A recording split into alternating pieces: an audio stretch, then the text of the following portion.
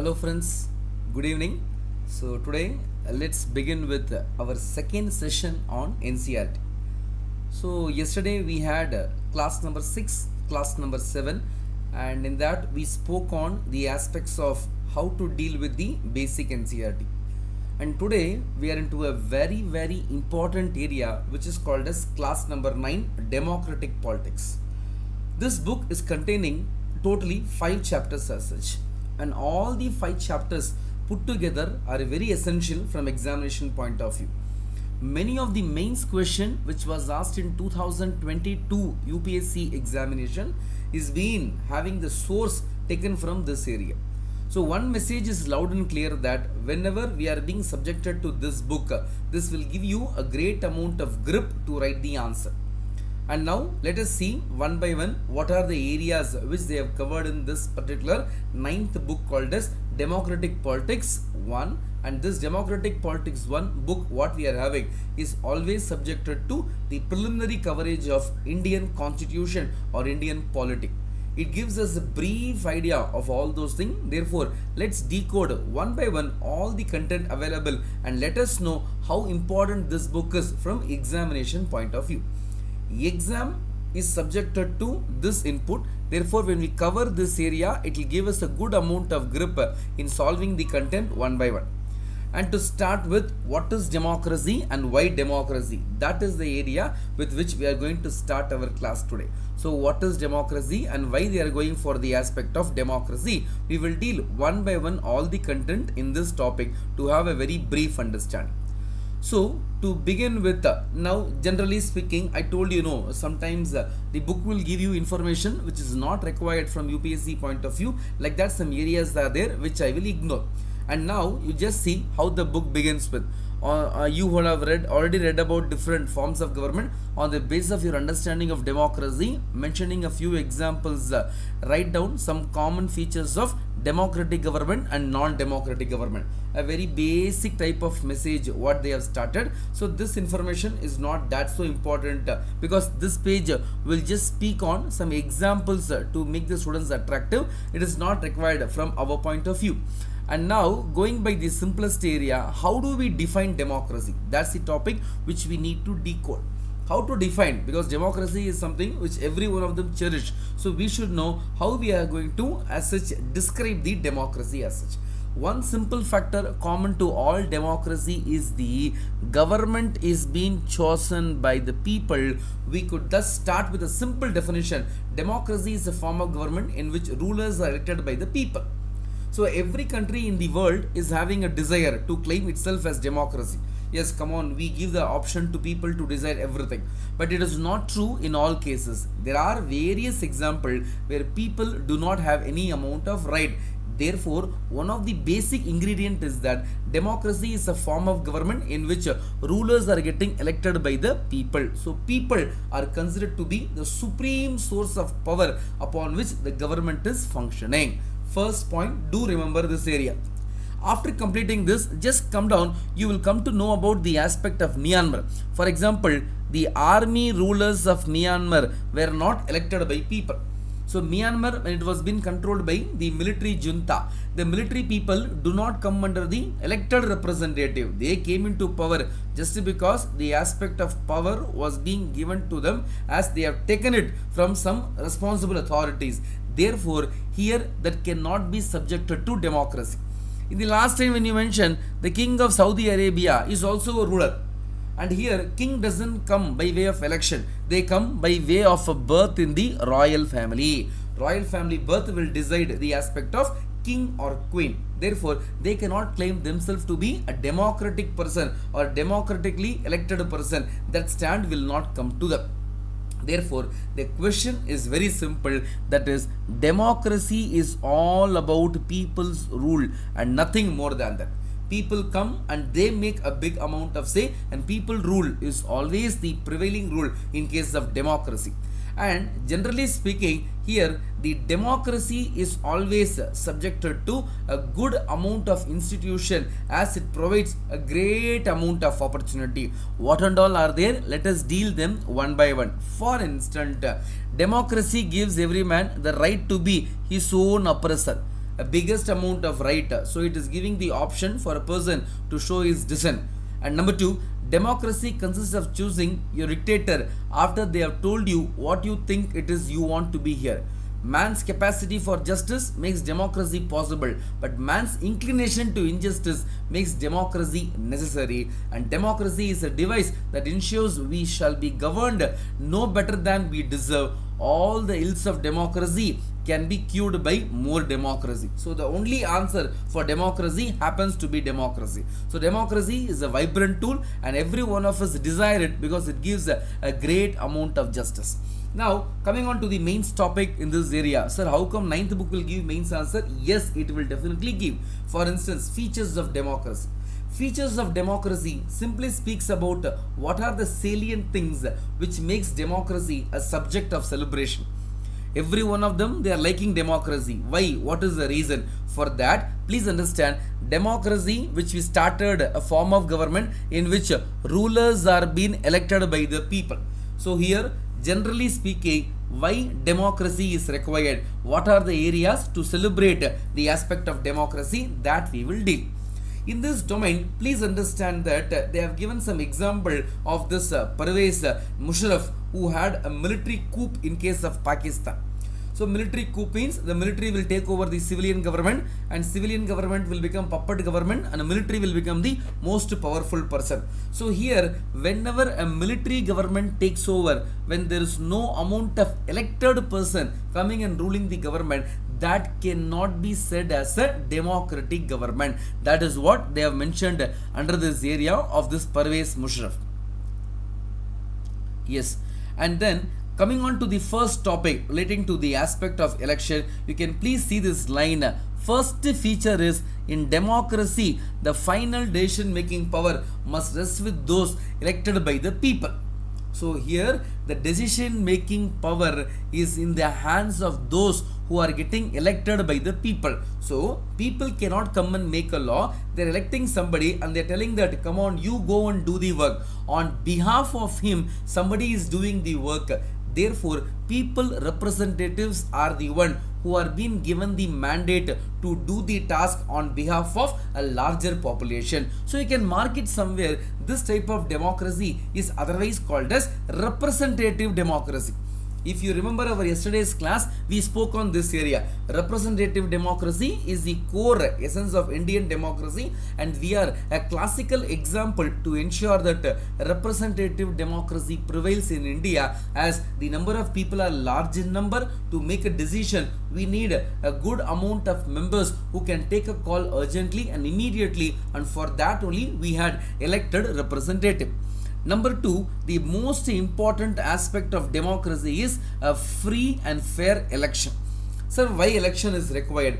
Election is a franchise which will ensure that who can come to power and who will not come to power. In this area, elections are always being subjected to celebration. Elections are being taken to a serious extent. Therefore, elections are being conducted every 5 years once, and that is the reason India is able to claim itself as the world's largest functioning democracy. See, please understand, in case of India, every 5 years once, people are being given a choice to choose their sovereign, to choose their government. This is the first prima facie proof that India is a democratic country. Imagine somebody from royal family becomes the head and they are staying there permanently. When there is no amount of change in that, when the same person rules regularly for decades together, that is not democracy. Democracy is always giving option for others, and whoever is able to win the game will be declared as the person to hold the power for next 5 years. More than the word power, I will tell it is authority combined with responsibility, which as such starts. So free and fair election is again a significant aspect of this particular democratic form of government, and they have spoken about some type of Chinese government, all those examples. Just you can ignore these things. It will not have any big amount of value for our examination, right? So here, generally speaking, the democracy must be based on free and fair election, where those currently in power having a fair chance of losing. That's a very wonderful point which needs to be decoded. For instance, when we are being subjected to democracy, Democracy means it is not like the one who is in power will always remain in power. No, that is not correct. For a kind information, in case of democracy, they have mentioned that even the finest ruler should have an option where he might be defeated by some other person who is not in power. This says that the government of the day will not have any control with respect to elections. One more fact I just want to inform you, there was a former election commissioner in the name called as T.N. Session. He was the person who came to the media and informed that, dear people, there is a separate body called as Election Commission of India which is taking care of election. Many people thought that government is taking the task of election, they are the one responsible for the election. They never knew that there is a constitutional body to take care of the election. That was the type of ignorance people had. Therefore, Indian democracy is able to sail very happily and comfortably because of the simple reason that in India we are having a strong amount of election system. Then, a most significant feature is again one person, one vote, one value. You see how beautiful it is. Irrespective of the wealth, the education, the background to which you belong, when you are being subjected to the aspect of election, one man will be having only one vote and that will be having only one value. There is no amount of change in that. That much of power they have given for the aspect of election. So please understand that this one person, one vote, one value is something which India needs to celebrate as such. Sir, why you are talking in terms of celebration, sir? Why other countries will not do like that? Just see in the bottom area, until 2015, Saudi Arabian woman does not have a right to vote. Women who are just being subjected to discrimination based on the sex are being denied the right to vote. Estonia has made its citizenship rules in such a way that people belonging to Russian minority find it difficult to vote. So, people who belong to Russian minority, they can't vote in case of election. In Fiji, election system is such that vote of an indigenous Fiji is more valuable than an Indian Fijian. When somebody is going from India to settle in case of Fiji and giving his vote, he will have a lesser amount of vote weightage compared to a person who is born and brought up in case of Fiji. That much of discrimination they have practiced very openly. Therefore, in a democracy, each adult must have one vote and each host must have only one value. Nothing more than that. Detailing about this, an Election Commission of India will deal in the upcoming chapters. Yes. Then, right of law and respect of rights. You see, that's again very fundamental to preserve and safeguard the elements of democracy. Whatever is there, rule of law. What is rule of law? Everything should be done only as per law.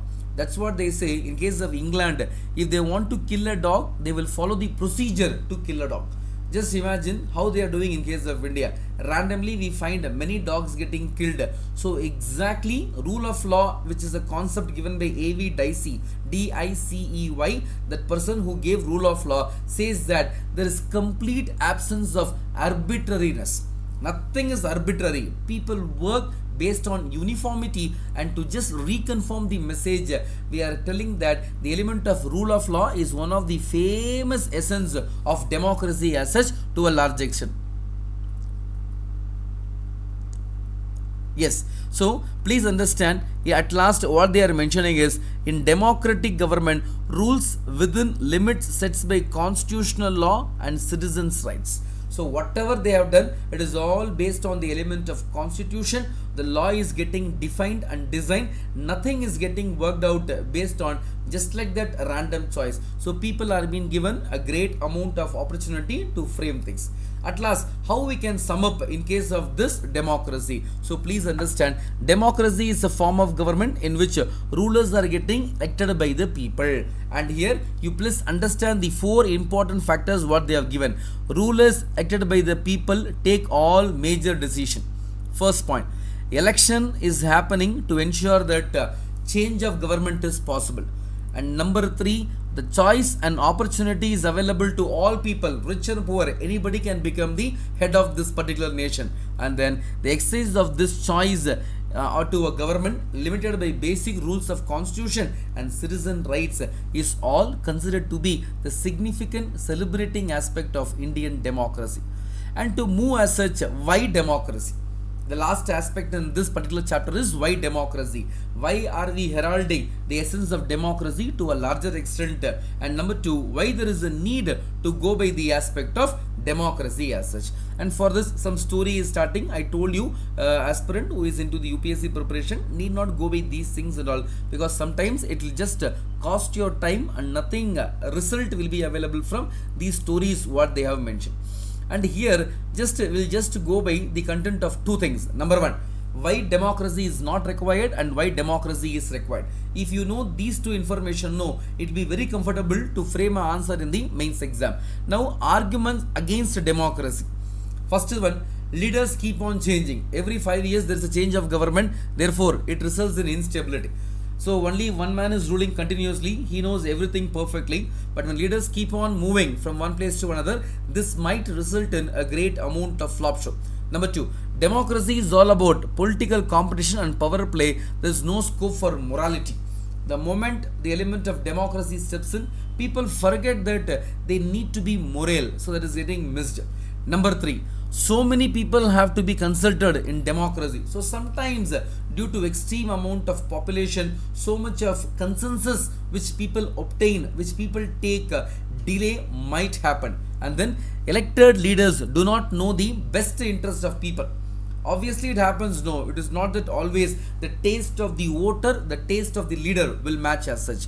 And democracy leads to corruption, which we have seen in case of India to a larger extent. And last, ordinary people do not know what is good for them. They should not decide anything. So here you are just a person to receive, you cannot do anything as such. Therefore, these are seen as the negative aspect. And number two, you see what they are mentioning in this area, it's again a wonderful statement. Democracy is not a magical solution to all the problem. It has not entered the poverty, and in India or other parts of the world, democracy as a form of government only ensures that people take their own decision. So they elect their leaders, they come and they take a decision. That's it. More than that, democracy doesn't give any amount of finite solution. If you say democracy is best, then we should be number one in case of the global GDP. But today America is number one. So democracy is not something coupled with the aspect of so-called government should give the extreme happiness. America is subjected to democracy and presidential rule. India is subjected to democracy and parliamentary rule. So when democracy is so vibrant compared to the population of America, we should be number one. More are there to work hard, still we are backward. Therefore, democracy is not a magical wand to solve all the problem. Therefore, democracy is being subjected to opposition.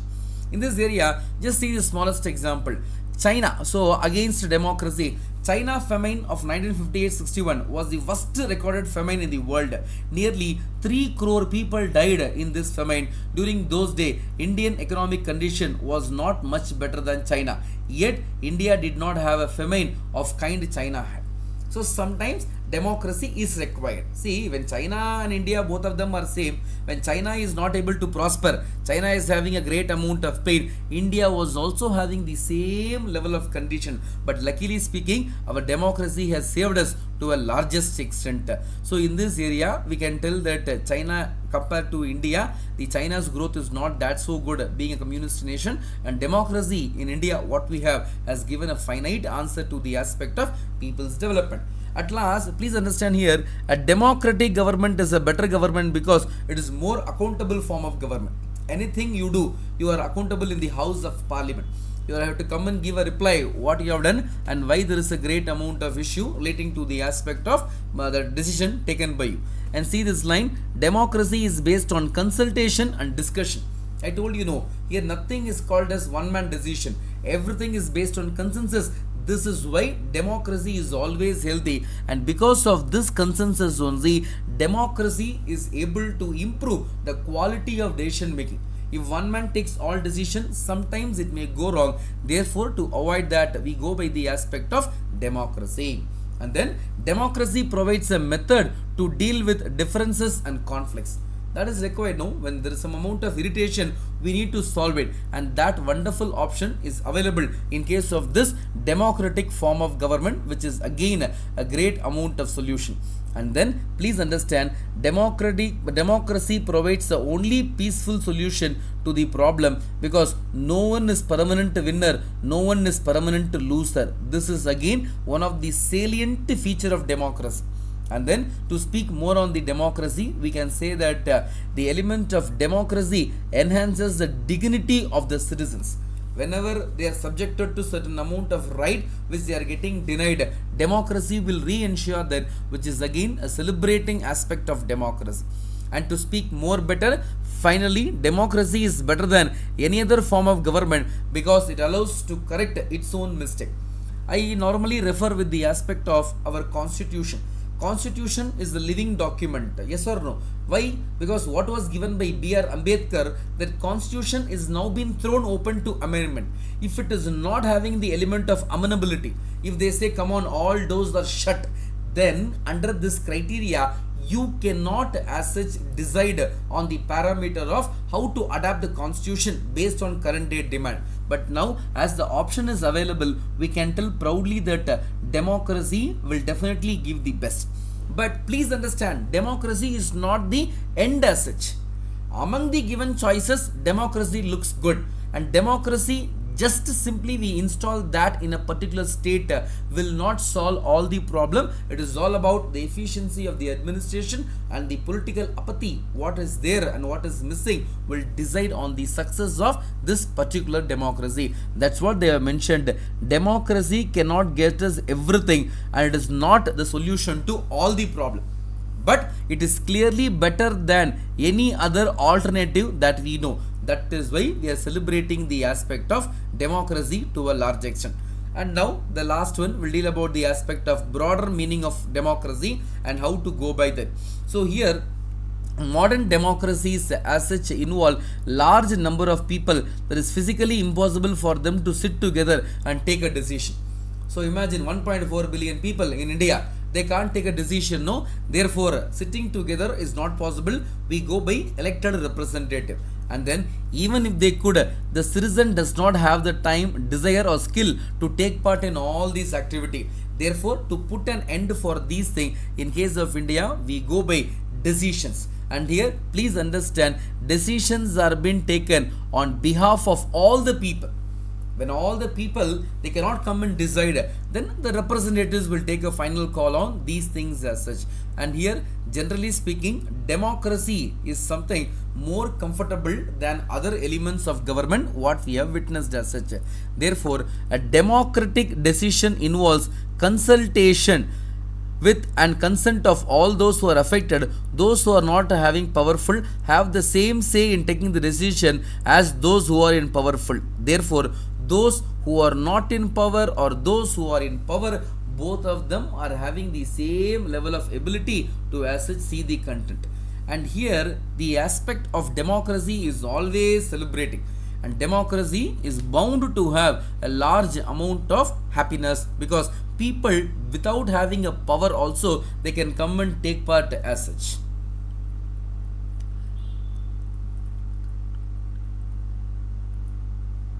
Okay, so here the aspect of democracy is based on this, and more than that in this chapter nothing big is there for us to establish as such, and we can just leave this area. So this particular chapter has spoken very briefly on the aspects of democracy, and we have covered all the major dimension, and the quiz which I am going to plan on the upcoming week will be based on these things only, so we can just start forward. Next is the second unit, again a very important chapter, because it speaks about the issues relating to constitutional design. Many questions they have asked in this area, so please be specific in this topic relating to the aspect of constitution. Right, so constitutional design and how to move forward. Okay, so democratic constitutions in case of South Africa. So two new terms they have given. One is the treason. So the Nelson Mandela being tried for treason by the white South African government, and other leaders were being sentenced to jail for 1964. Those who opposed the apartheid. Apartheid means the rule of white man against the like black or the African, and he spent next 28 years in South Africa's most dreaded prison called as Robben Island. So this is the aspect of the small information what we are having. So whenever you are opposing, then you will be subjected to punishment. That is what the condition was there in case of Africa. So what is apartheid? Apartheid is considered to be a form of racial discrimination which we practiced in case of South Africa. Not only Africa, in many countries, whenever based on race, when they practice some amount of discrimination, it will be labeled as apartheid in general, right? Okay. Next,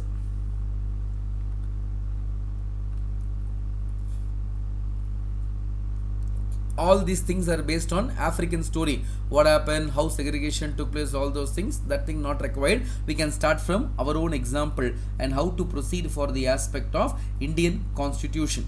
Therefore, the question in this area is based on how the constitution or how the making of constitution in case of India kick-started. So, Africa is one country which was subjected to great amount of trouble. Africa had a great number of problem also because the Africans were subjected to great discrimination. So, they went for their constitution. So, South Africa is being seen why constitution is required and why without constitution a country cannot process again. A country can proceed only when there is a constitution. If you are not having that, you can't proceed so happily and comfortably. That message we got openly and blankly only based on the experience what we have from this particular nation. Therefore, you just see these lines. The South African example is a good example to understand why we need a constitution and what a constitution do. The oppressor and the oppressed in this new democracy were planning to live together as equal. It was not going to be easy for them to trust each other. They had their fear. They want to safeguard their interests. The black majority was keen to ensure that democratic principle of majority rule was not compromised. So this is what the aspect of democracy is. So please understand what they mention in this area. So South African example has generated a large amount of insight that India definitely needs to go for a large amount of constitution, failing which discrimination will prevail to a large extent.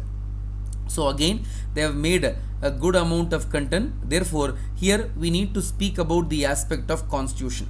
So please understand, constitution of a country is a set of rules, written rules that are accepted by all people living in a country. Therefore, constitution means what? Basic law of the land. So you can mark it somewhere. Constitution denotes basic law of the land. That's it. Nothing more than that. And these are written rule. It is not like something said orally. These are written rule, and these rules are being followed by the people to a large extent.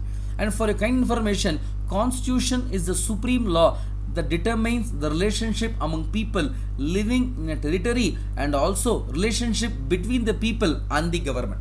You see, new dimension is there. It speaks about the relationship between the people who are living in that country and the people and the government in general. Therefore, what does a constitution guarantees us?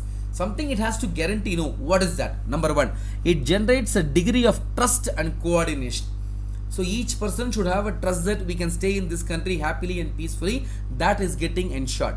Second, it specifies how the government will be constituted, who will have the power. How a government is constituted and who will have the power is getting the second highlight.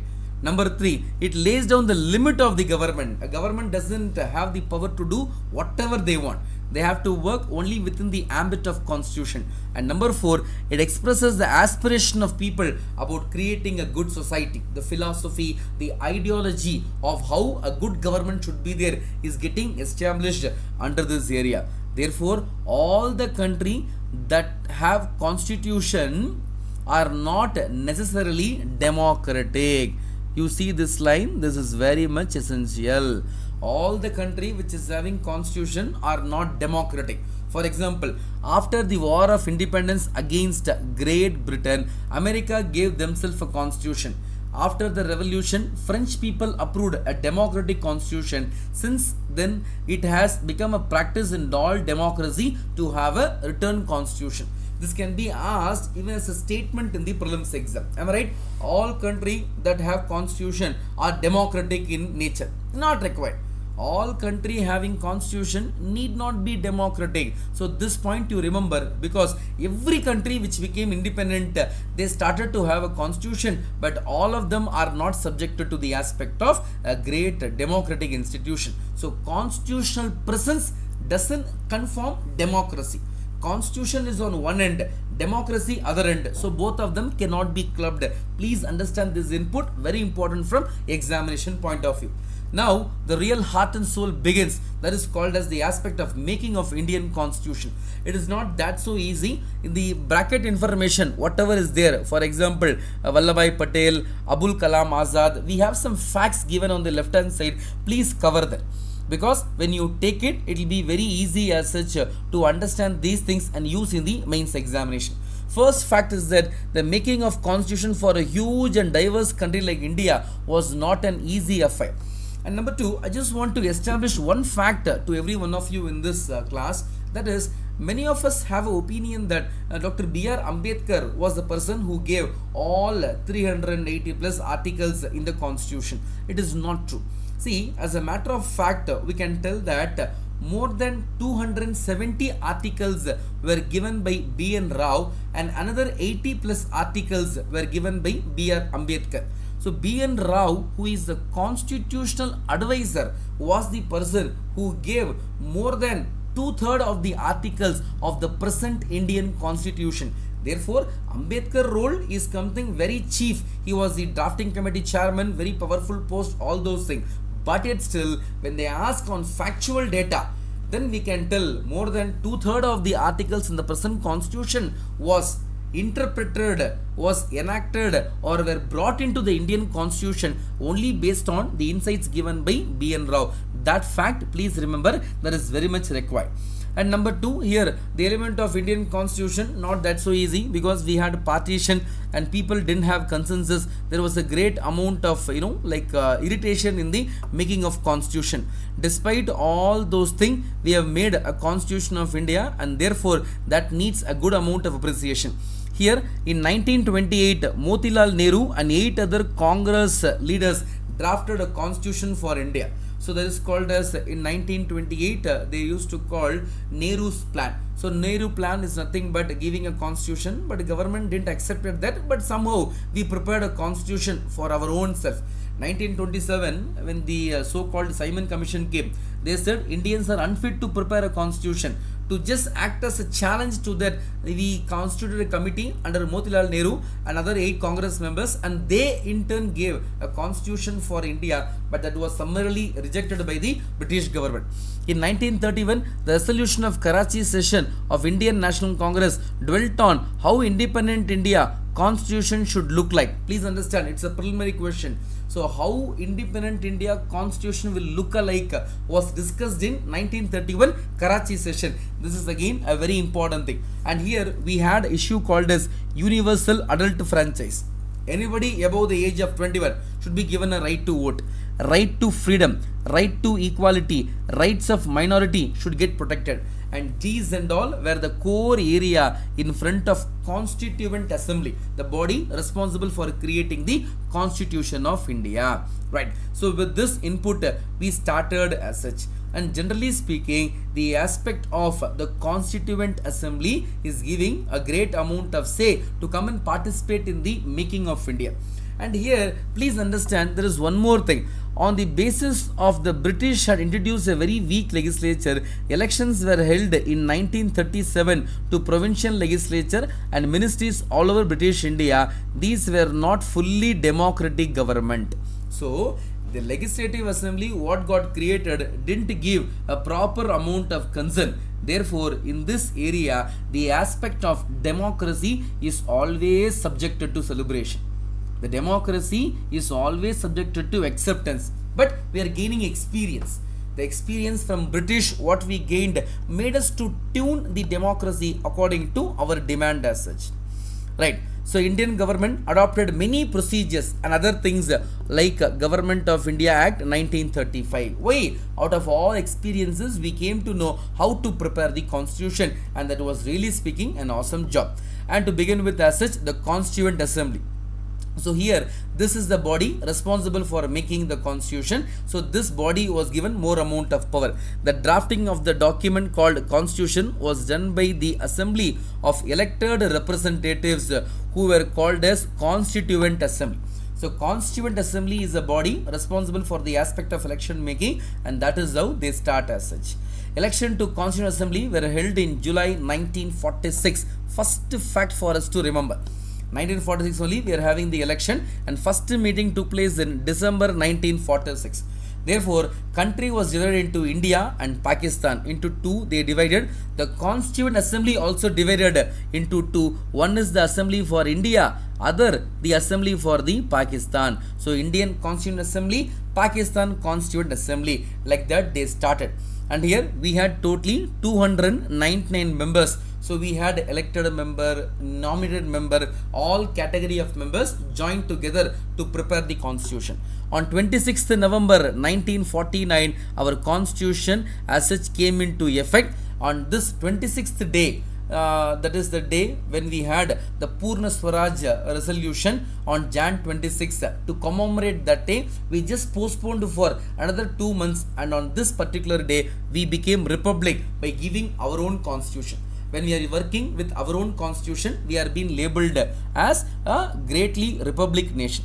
Therefore, here this is how the constitution as such proceeded, and here the constitution as such is subjected to big celebration because for continuously from 1950s to 2023, 73 years still we are working based on this constitution. And there is a great amount of consensus. We make amendment, but it's still the major structure of the constitution remains the same, which is again seen as a celebrating aspect of Indian constitution. Right. Then we'll just see the other area. The second reason for accepting the constitution is that the Constituent Assembly represented the people of India. So here the Constituent Assembly has made a great amount of representation, and here the representation was subjected to a uniform throughout India. Many provinces, many members as such got inducted into this particular body. Therefore, this particular body created a great amount of opportunity for various members to come and participate in this area. And then here the Constituent Assembly worked, gives sanctity to the constitution. The assembly worked in a systematic, open and consensual manner. So systematic, open and consensual manner the Constituent Assembly has as such worked, and this is how the proceedings takes place. Therefore, the drafting committee chairman was B.R. Ambedkar, please remember from examination point of view, and they took 114 days for the 3 years upon which the debate, everything took place. At last, the constitution came into the final picture.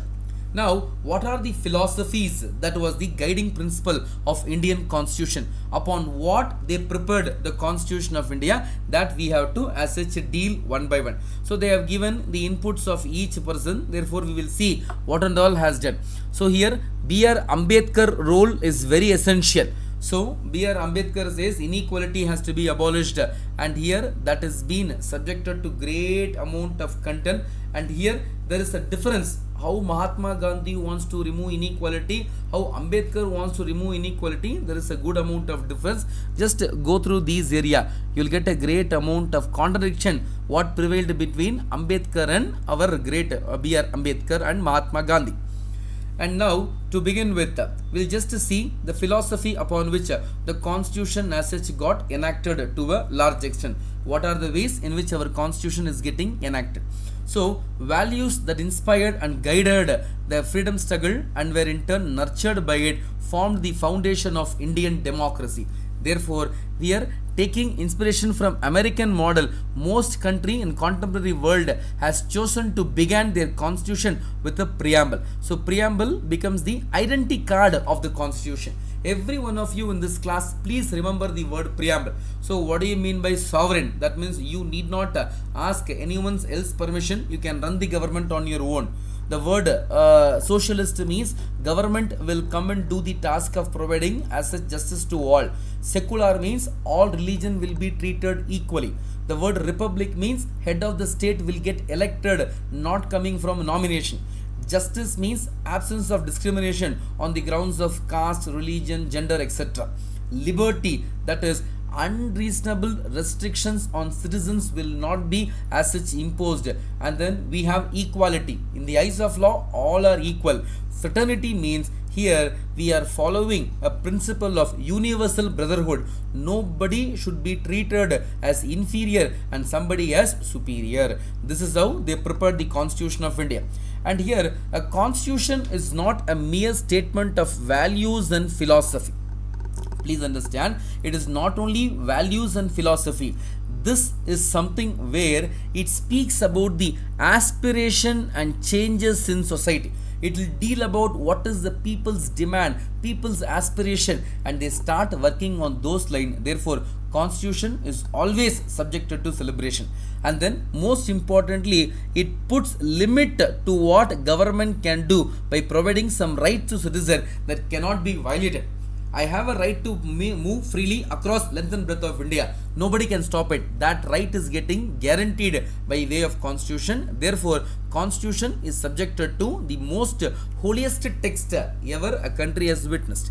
Now, moving on to the next one, we have another chapter which is considered to be the chapter relating to the aspect of electoral politics in India. How to do this and how we have the elections, we can just have a look in this area. Generally speaking, elections are quintessential because only in the presence of election we can tell that a country is proceeding on democratic line. If some person is coming again and again to power, it is monarchy, it doesn't come under the aspect of democracy, or elections will definitely make democracy more meaningful. Therefore, we are more concerned to know about the elections and its other allied activities in general. So, elections, why they are required? I told you, election takes place regularly in case of democracy. First point to remember, there are more than 100 countries in the world in which elections takes place to choose people representative. We also read that elections are held in many areas. So, elections are subjected to great amount of activity. Elections are happening everywhere. Therefore, people here in democracy can claim themselves as democracy only and only when they are being subjected to an activity called as election. So, why we need elections as such? What are the needs which makes election required? They can choose who will make the law for them in election. They can choose who will form the government. They can choose the party whose policies will guide the government. For all those things, we need election. Therefore, without election, nothing is possible. Elections are quintessential. Please understand this area. And how to as such start with election? What are the conditions for election? Let's deal them in a detailed manner. Everyone should be able to choose. It is not that one is giving more value, others are given lesser value. No. There should be something to choose from. Parties and candidates should be free to contest and should offer some real choice to voter. Number 3, the choice should be offered at regular interval. That is, let's say 5 years once or 3 years once based on the country. Number 4, candidate preferred by the people should get elected. And last point, election should be conducted in a free and fair manner. These are the conditions for election. And in India, we are doing that work perfectly, and therefore, how we do it, it is based on the constituency level. So, constituency is considered to be the area from which a candidate will contest, and people from that constituency will come and cast their vote. Based on the element of success, what the person is getting, he will be declared as a winner or a loser, and then the element of government formation takes place. Now, to begin with, what is our system of election that we need to know? No? Yes. So here in case of India, we are going by a term called as general election. So what is general election?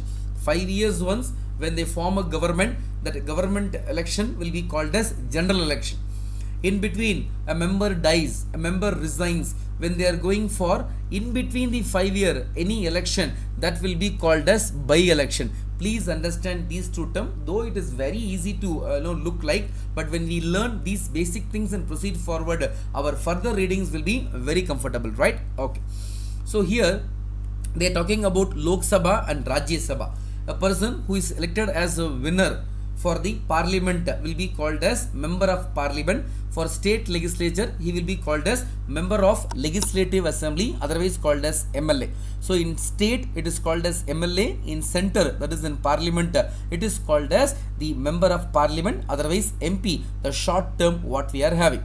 And here you just see how they are dividing. The state is getting divided and they give the element of constituency. For example, the constituency in case of Karnataka is it is given as 39, 35, 34, 43, 45. They are dividing it, and some of them in bracket they are mentioned as SC. That means only a scheduled caste person can come and contest.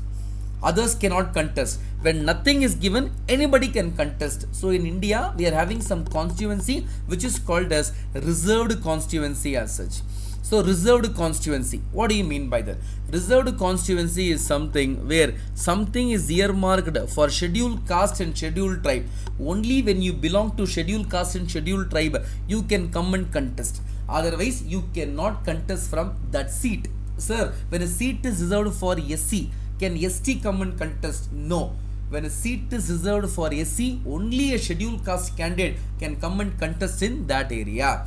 And number two, there is no reservation of SC and ST in case of Rajya Sabha. So please write down somewhere, Rajya Sabha doesn't have reservation for scheduled caste and scheduled tribe in case of Indian parliamentary system.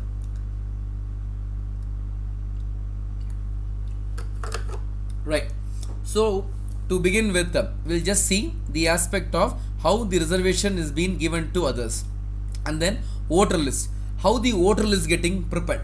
Anybody who is a citizen of India will be getting his name enrolled, and they will be given the option to get his name enrolled, and that is called as electoral roll or the voter list. Electoral roll or voter list denotes the same meaning, nothing differs here. And we follow the principle of universal adult franchise, which means every person will have a right to vote until otherwise he is being kept in jail. If he is a person who is law abiding, he is being given the right to vote, and there is no amount of doubt here. And all persons who are aged 18 and above are eligible to cast their vote. So I'm sorry, originally it was 21. After the passage of 61st Amendment Act 1988, the age was reduced from 21 to 18. It came into force in the year 1989. Do remember. And here the question of caste, religion, gender doesn't come into picture, and no person can be denied a discrimination based on this. However, criminal and people with unsound mind, there is those who are lunatic, idiot, those who are mentally disturbed, they are being denied the right to vote, but only in rare situation. Therefore, government will ensure that all of them are being given a right to vote, and for this only we are even giving EPIC, electoral election photo identity card, so that the person can come and cast his vote very comfortably. And here the aspect of voting in case of India is made more flexible, because they just want to ensure that everyone come and participate in the election process. Next one, nomination. So generally speaking, any person who is 25 years and above can get nominated for Lok Sabha election. For Rajya Sabha election, 30 years and above. And for this local body, Panchayat and other elections, 18 years and above. If you fulfill this, you can proceed forward and get your name nominated in the list of candidates contesting the election. Why education is not being given as a qualification? See, sometimes speaking, in certain area, it is the ability to do service, the ability to render something good for the common man will speak about the success rather than education. When people come and contest, you can choose who is more knowledgeable or not. but when they prescribe some education, it will go against the very basic issue of democracy. Therefore, we haven't done. That's what this point says. When we say BCom, BA, BSc, something as eligible condition to contest, then 90% of the citizen will become ineligible to contest the election in case of India. That is the reason we don't go by education as a qualification. Right. Then election campaign. Each person has their own ideology to come and rule. They will come and tell. For example, Congress government will come and tell Garibi Hatao. If we come to power, then definitely speaking, we will remove the poverty. Jayaprakash Narayan. So here, this was the element of slogan where he said, if I come to power or we come to power, Janata Party, we will save democracy. This person came to power after 1975 emergency. In emergency, Indira Gandhi government misused the provisions of constitution. Therefore, this person said that you please elect us. We will come and save the so-called democracy to a large extent, and these are considered to be the slogan as such. And here, the election candidate should not bribe someone, threaten or appeal to them using the caste, use government resource and spend more than 25 lakh and 10 lakh, but this amount now got enhanced. So it is 40 lakh and 70 lakh for MLAs and MP respectively. This amount keeps on changing. And then you have this topic, right? You please have a noting on this. This is 2022 UPSC mains question. What is the model code of conduct? Regarding that, a question has been asked by UPSC. So election Commission of India and other major parties put together decide what and all we can do to make the election more vibrant. That steps what they take is called as model code of conduct. Just have a reading in this area, and please read the MCC document issued by the Election Commission of India to know more about this topic. And then polling and counting of votes. The final stage of election is the day where the poll or the voting, whatever they are done, is getting counted, and at last the winner is getting announced as such. Whoever gets the highest amount of vote will be called as the winner in case of Indian democracy. And earlier we had a system called as ballot system, but now we are going by EVM, electronic voting machine. If you press the button, the vote will get registered in a transparent, foolproof manner. EVM is functioning in case of India, where elections are subjected to great amount of acceptability. And here, what makes election in India more democratic?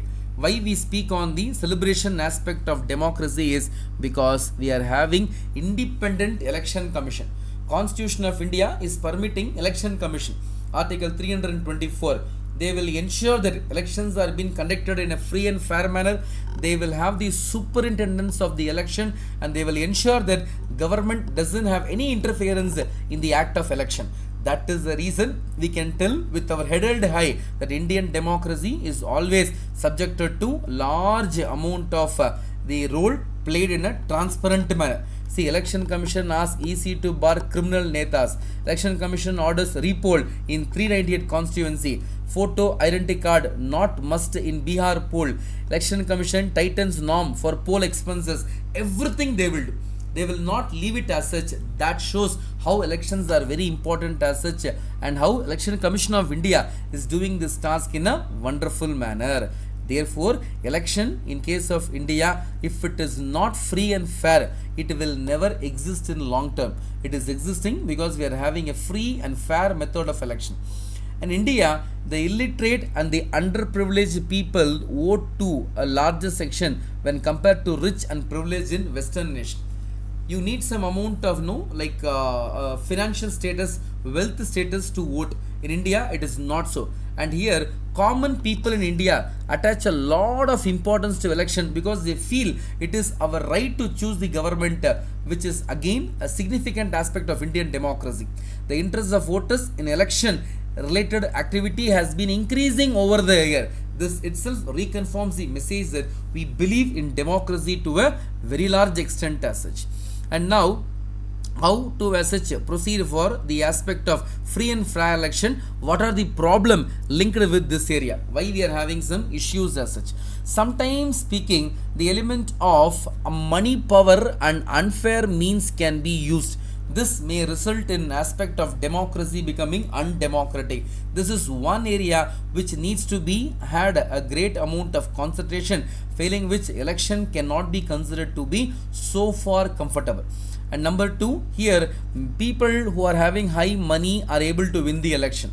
People with criminal background are able to win the election. Families tend to have family politics, and very often election offers little choice for ordinary citizen. These are seen as the negative thing. At last, small parties and independent candidates do not have a great power to bargain with larger powers, larger bodies who are having dynasty politics for years together. In front of them, these people tumble to a large extent. And then moving on to the next one, we have another chapter in this heading which is called as working of the institutions. So how the democratic institutions in case of India work and how these institutions are having a great amount of activity. Number one, there is a term called as official memorandum. So official memorandum is something which is being subjected to the orders made by executive. So here, whenever there is any amount of activity which needs to be as such mentioned, then that is considered as official memorandum. Official memorandum is the document what comes from Government of India's authorized person, and that is where the official memorandum as such is seen as a piece of legislation which is highly celebrated. And here the element of official, memorandum what we are having is again giving chance for further improvement. For example, in case of India, please understand the president is head of the state and prime minister head of the government. Many times they have asked in prelims exam who is the head of the state, who is the head of the government. So in these two areas we have these things to be accepted. And then please understand, parliament consists of president and two houses, Lok Sabha, Rajya Sabha. The prime minister must have the support of majority of Lok Sabha members, and that is how they form the government. So the question relating to the aspect of head of the state, head of the government is based on this Mandal commission they have mentioned here. It is speaking about the backward class commission. First commission was Kaka Kalelkar commission in 1953. The second commission was called as BP Mandal commission, which speaks about the backward class or 27% reservation given to other backward classes in case of India. Next one, the President of India in his address to the Parliament announced the intention of the government to implement the Mandal Commission. So President is again getting impressed to implement the reservation as it is giving some amount of reservation to OBCs. Otherwise speaking, these people cannot have any big amount of empowerment. Therefore, whenever there is some amount of inequality, that can be addressed by way of reservation. Sir, how do you support this? Recently also we spoke about economically weaker section reservation, which is a proof that reservations are the only tool to empower these things. And then others felt that this was unfair as they deny the opportunity to those who do not belong to backward class, and some felt that this would perpetuate a caste feeling. Therefore, we will try to know how this issue is getting as such addressed. And for this, always when we have a problem, no, Supreme Court will come and help us. Here in Indra Swani case, Supreme Court came with an order. Don't worry, we cannot keep on giving reservation. We will limit reservation to 50%. 50% will be for reservation, 50% will be for open merit. So when they are giving for open merit, obviously speaking, other people who do not have the reservation will not be left out. That guarantee has been reconfirmed by Supreme Court by way of this particular Indra Swani case. This 1992 judgment, very essential. Do have a look on that. Next one, the aspect of how the government is working.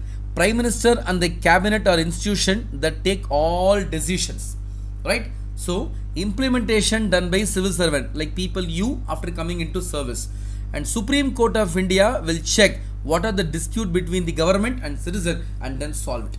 So we need the political representative, permanent representative, judiciary, at last citizen to make the element of government function in a smooth manner. Therefore, Government of India is not just one, it is a combination of these factors put together which makes government more vibrant and more democratic. Next is parliament. So here parliament is a place where law is made. Earlier we spoke about official memorandum given by the officers. Like that, in parliament we are having a place where laws are being made. So what is the basic role of the parliament? To make law in case of India. The law are being made, the law are being remade in case of the Indian parliament. Therefore we need that.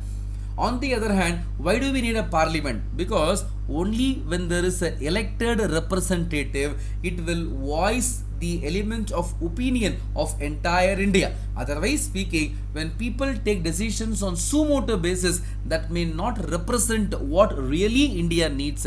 That is the reason we speak on the aspect of this particular aspect of parliament, which is highly required. So parliament is the final authority for making law in any country. Therefore, they are the one responsible for making law. And number two, parliament all over the world exercise some control over those who run the government. Therefore, only when you enjoy the number of vote, number of MPs in terms of majority, you can stay in the power. Parliament control all the money the government can spend. Therefore, parliament is more accountable, and parliament is the highest body where decisions takes place. And then two houses of parliament as usual. Therefore, we are having one house that is being directly elected by the people, and you have the other house called as Rajya Sabha, where people don't come and cast their election. So people's representative come to the Lok Sabha, and the representatives in turn choose the members for the Rajya Sabha as such. Therefore, the Lok Sabha is called as lower chamber. Rajya Sabha is called as second chamber as such, or elders house, or second house is the term what we have for the Rajya Sabha in general. And how these two houses are differing as such. For example, the question of Lok Sabha is more powerful because all aspects of money matters are being controlled by Lok Sabha.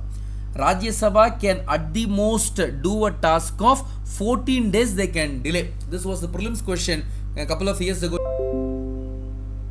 Okay. Whenever there is any element of Lok Sabha subjected to a big question of controversy, the Lok Sabha, when they are not able to run the government based on the support, we can even bring a no confidence motion to remove it. But Rajya Sabha, we cannot bring a no confidence motion. Please remember this point, very essential from exam point of view. Next one, political executive. Who are those people? Political executives are those members who are being subjected to the role of MPs and MLA. And civil servants are called as permanent executive. So civil servant is permanent executive, and political executives are those people who come to power for 5 years of time. Then we have the Prime Minister and Council of Ministers. So Prime Minister will be there. Under him we will be having a cabinet minister, very powerful post who is being given as such. Then we have MOS, Ministry of State. Generally for small ministries they will give, and they will attend the cabinet meeting only when they are being invited. And then you have Minister of State, who is being asked to assist the cabinet minister by giving a small portfolio for him to take care. And this is how the parliamentary system generally functions, and Prime Minister happens to be the head for this entire cabinet.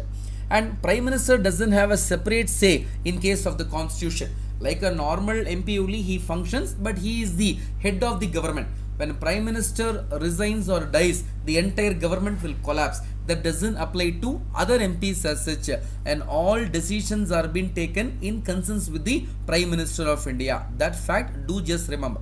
Then we have the President. So President is considered to be the titular head, the nominal head of India, and he is a part of Parliament.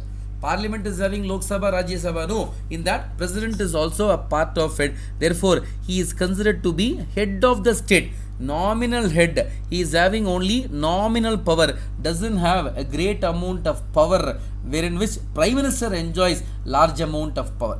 And generally speaking, all major appointments are made in the name of President only, including the civil service post.